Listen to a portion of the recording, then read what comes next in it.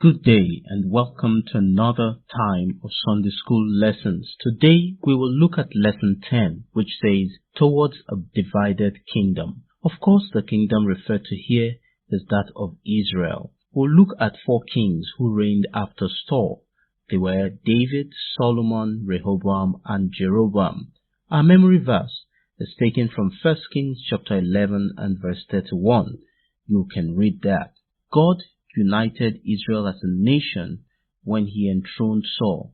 He strengthened this union with the reign of David, but something went wrong during Solomon's reign. This we will explore in today's lesson. We have two divisions as usual. Division 1 says Israel as a united kingdom. There we'll look at David and Solomon. Division 2 says Israel divided. We'll concentrate on Division 1 today. The first part of this says, David, man after God's heart. In 1 Samuel chapter 13 verse 14, we see God cutting short Saul's reign while he sought a man after his heart. But what kind of a man was God referring to? In Acts chapter 13 and verse 22, we hear of God's testimony of David. God wanted a man who would do all of his will. God did not waste time. He had his man ready. And in 1 Samuel chapter 16, he sent Samuel to Jesse's house to look for David and anoint him as king. Samuel could have gone on to anoint someone else based on physical looks, but God immediately told him not to consider appearance because he looks at the heart. So God guided Samuel and made sure he didn't make a mistake. It's easy for us to consider appearance, intellect and abilities when choosing leaders, but we really do not know their hearts. Only God does. Reason why God should be sought and followed in our choice of leadership. Of all the sons of Jesse, David, the youngest, was God's choice, and humanly speaking, David may not have been a likely choice for kingship. Coupled with the fact that he was not available when Samuel came was also the fact that he was the youngest and probably most ignored. However, when God chooses a man, he can bring him from the deepest or lowest obscurity into the limelight. God announced David to Israel when he inspired him to face and conquer Goliath, the Philistine giant. God would many times use challenges to make us known. Don't run away from your problems. Face them with God as your guide. It took a while, at least 11 years, before David became king after being anointed by Samuel. Within that period, David faced challenges and even persecutions from Saul. He became a vagabond, hiding in caves. Sometimes, in frustration, we ask God why his promises are yet to be fulfilled in our lives. But God takes time to use our situations to shape us into what he is making of us. God shaped David by his experiences, and David was patient enough to learn. David was initially accepted as king in Judah, where he reigned for 7 years before he was eventually enthroned by the rest of Israel. In total, he ruled 40 years. God defeated many of Israel's foes with David as king.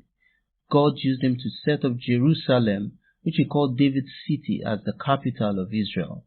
And there he later made the abode of the Ark of Covenant. Now, David soon became old and a successor was needed. Adonijah, one of David's sons, had his eyes set on the throne, and he began scheming to fulfill his desire. He organized a party where he invited the people of influence in the kingdom. Unfortunately for him, he had not been chosen by God. He was neither David's choice. Solomon was preferred, and while Adonijah was still about his schemes, Solomon was enthroned as king to succeed David. Solomon started well. He followed God, and he offered 1,000 sacrifices to God. God gave him a blank card to make any request. Solomon showed a lot of humility in his response. He asked for help and wisdom in governing God's people. Now, God was pleased and made Solomon the wisest person that could ever be. He also blessed him with riches and honor. God accorded him the honor of building the temple of worship in Jerusalem, whose sight is still very significant today. In 1 Kings chapter 11, Solomon went astray. He went against the rules of God that God had given for kings in Deuteronomy chapter 17. He loved several foreign women from nations that God had instructed them not to intermarry. And in his old age, his heart was turned away from God. Wise Solomon became foolish, and God was displeased. The consequence? God will tear the kingdom apart into two. God had earlier promised David that he would establish Solomon, but punish him whenever he went wrong. However, he said, "My love will never be taken away from him as I took it away from Saul." God was to later begin the process of succeeding Solomon by raising adversaries against him. So God punishes sin, but his discipline is not to run down his own, but to restore them. We will continue from here next week, but here are our lessons for this division. 1.